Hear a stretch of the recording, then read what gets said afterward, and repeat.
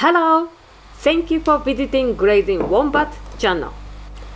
Sweet potatoes are a convenient vegetable and can be used for pretty much anything. So, this time I would like to show you a sweet potato dessert. This is what you need. You might already have some ingredients at home. Let's start. First, preheat the oven to 170 degrees. Wash the sweet potato and wrap with kitchen paper, then wrap with cling wrap. Keep them moist inside. Put the sweet potato in the microwave for 8 minutes. Check the sweet potato is soft. If not soft, put them back into the microwave for 1 minute. Once soft, remove the cleaning wrap and the kitchen paper and carefully remove the skin. It's hot, so please be careful.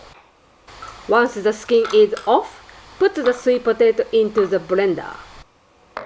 Add the melted butter, milk, sugar, and cinnamon into the blender. Blend until smooth, then set it aside. Spray oil or rub butter on your pie dish. If you need to, roll out the pie sheets. If they stick, dust with flour. Place the seeds in the pie dish. Gently press the dough down into the dish so that it lines the bottom and the side of the dish.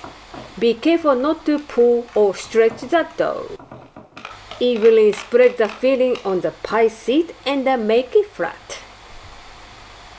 Roll out a second pie sheet and put it on top of the filling. Hold the edge of the top sheet underneath edge of the bottom, pressing the edge to seal.